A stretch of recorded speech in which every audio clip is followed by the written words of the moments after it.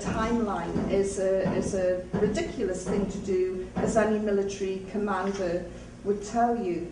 The war in Afghanistan is reaching well beyond Vietnam proportions. America has already proved that it's not a nation builder. I can't remember the last time America actually won a war. And to, you just have to go into the history books to see what is happening in Afghanistan and what these people are capable of doing. And these raggy little fighters with their Kalashnikovs and flip-flops are really causing huge problems to the military. There's no hearts and minds going on now. I spoke to an Afghan woman whose home had been bombed by an American missile. And I don't know if you've ever looked into the eyes of a woman who's lost all her 9 children. I did. And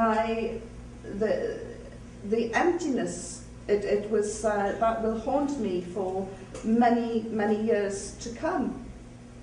And continually, we are having women and children who are being bombed, blown apart to smithereens and treated, their deaths are being treated with contempt, and it's, oh, we made a mistake, oh, we're terribly sorry, oh, we're told that wars now are high-tech, clinically, kills are clinical, and military strikes are precision, and it's not the case at all. And it would be far better if we bombarded the Afghan people with aid and genuine support and help across the country, instead of this futile fighting against a people who, let's face it, broke the back of the Russian army and brought about the collapse, after all, of the Russian Empire. The only way to get through to the Afghan people is by showing them positive help, constructive help. And as I said, before, Canada's reputation in this field was very highly regarded,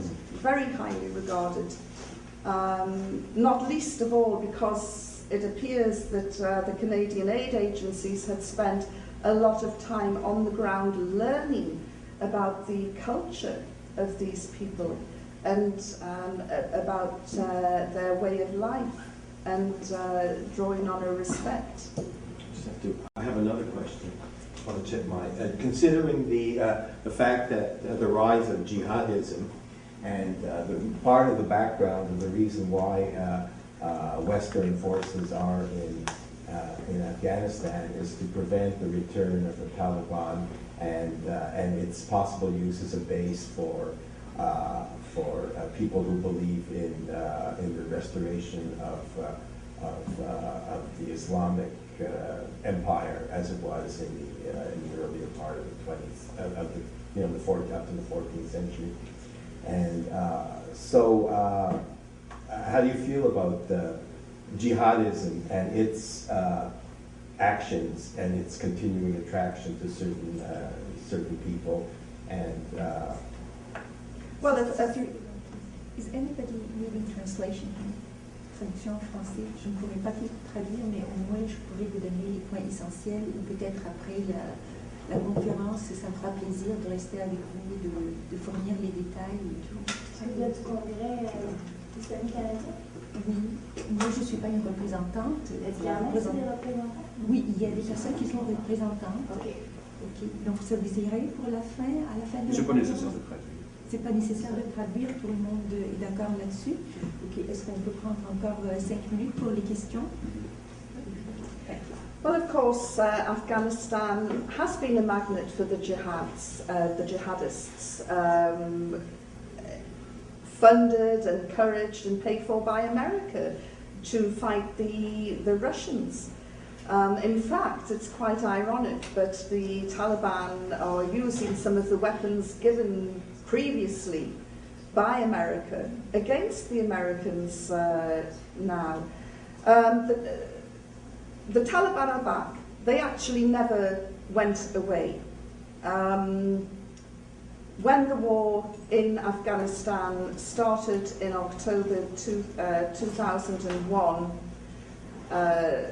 my understanding from the Taliban that I spoke with, they thought that they were going to have man-to-man fighting, and when they were bombed from 30,000 feet in the air, these fighters packed up their bags and went off and said, this is not the sort of fight we want. We'll wait and come back and have the fight we want when they've stopped this bombing. They're back. The Taliban are back. What's more is that they are winning hearts and minds. The Taliban that I knew in 2001 was a very rough, unsophisticated killing machine. They're back now with media savvy that they never had before. They used to kick out the media. They used to turn journalists away. Now they're welcoming them in. Come and see. They're straight on the phone. We've just had a hit. We've killed out, taken out this, that, and the other. They're actually becoming extremely sophisticated in their methods of communication, their ways of engaging, and as I say, they are winning the battle for hearts and minds in Afghanistan.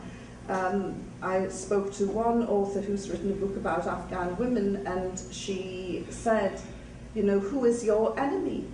And she said,